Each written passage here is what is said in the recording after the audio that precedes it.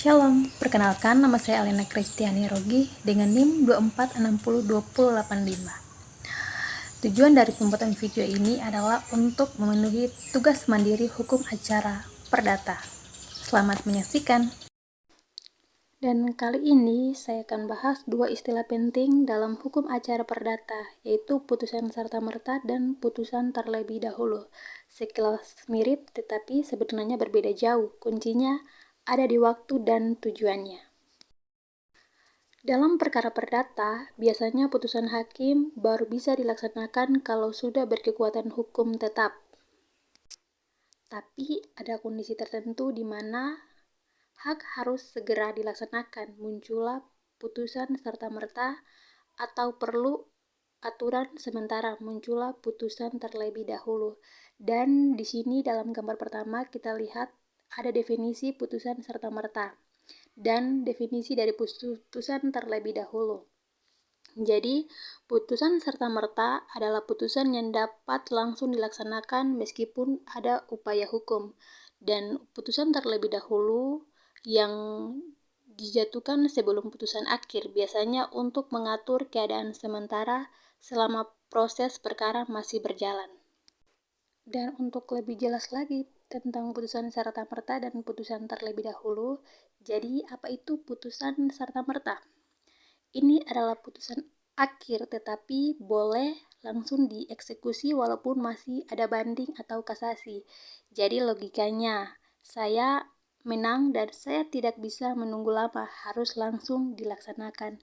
Contoh sederhananya, misalnya sengketa tanah, penggugat menang dan minta tergugat segera keluar dari tanah dan atau juga tidak perlu menunggu proses banding selesai. Syaratnya ketat, hakim tidak sembarangan kasih. Ini harus ada keadaan mendesak, hak penggugat jelas, dan resiko kerugian besar kalau ditunda.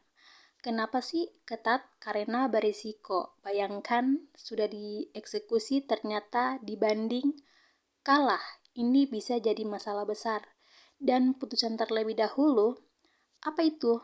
Putusan terlebih dahulu, ini adalah putusan sementara yang diberikan sebelum putusan akhir. Logikanya, perkara belum selesai, tapi kita perlu aturan dulu supaya keadaan tidak kacau. Contohnya dalam perceraian, hakim menetapkan nafkah sementara, dan dalam sengketa tanah, dilarang menjual tanah dulu.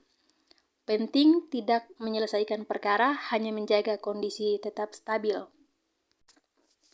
Dan juga dasar hukum dari putusan keduanya, yaitu yang pertama putusan serta-merta terdapat pada pasal 180 HIR dan pasal 191 RBG, dan yang putusan terlebih dahulu terdapat pada pasal 180 ayat 1 HIR dan jurisprudensi dan doktrin hukum acara perdata, dan terkait juga dengan gugatan provisionil dalam praktik peradilan.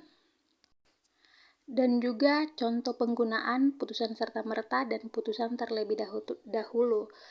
Contoh dari penggunaan putusan serta-merta yaitu yang pertama, sengketa kepemilikan tanah, penggugat meminta agar tanah segera dikosongkan meskipun tergugat banding. Dan contoh yang kedua, sengketa utang piutang, kreditur meminta pembayaran segera karena debitur berpotensi untuk mengalihkan aset. Dan yang contoh penggunaan putusan terlebih dahulu, sengketa keluarga. Yang pertama, penetapan nafkah sementara selama proses perceraian, dan yang kedua, sengketa perdata, larangan sementara menjual objek sengketa. Dan adapun prosedur pelaksanaan. Yang pertama, prosedur pelaksanaan putusan serta-merta. Hakim mengabulkan permohonan dalam amar putusan, dan yang kedua, penggugat mengajukan permohonan eksekusi ke pengadilan. Yang ketiga, ketua pengadilan mengeluarkan penetapan eksekusi, dan yang keempat, eksekusi dapat dilakukan meskipun ada upaya hukum dari pihak lawan. Prosedur pelaksanaan putusan terlebih dahulu yang pertama, penggugat mengajukan permohonan provisi dalam gugatan. Kedua, hakim memeriksa secara singkat. Dan yang ketiga, hakim mengeluarkan putusan sementara. Dan yang terakhir, putusan berlaku sampai ada putusan akhir. Dan perbedaan dari kedua putusan ini, yang pertama terdapat perbedaan pada waktu, serta-merta setelah putusan akhir, sedangkan putusan terlebih dahulu sebelum putusan akhir. Dan yang perbedaan yang kedua itu pada sifat, serta-merta final dan langsung berlaku, sedangkan terlebih dahulu sementara. Dan yang ketiga perbedaannya, serta-merta mencepatkan eksekusi dan terlebih dahulu perlindungan sementara. Pelaksanaan dari perbedaan ini serta-merta bisa langsung dieksekusi, sedangkan terlebih dahulu hanya mengatur keadaan.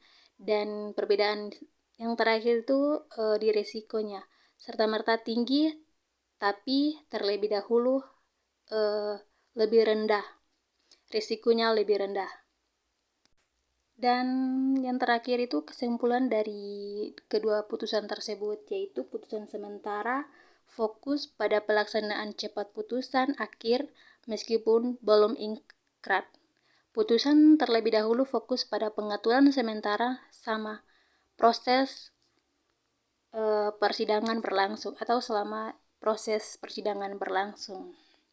Dan mungkin ini saja dari saya.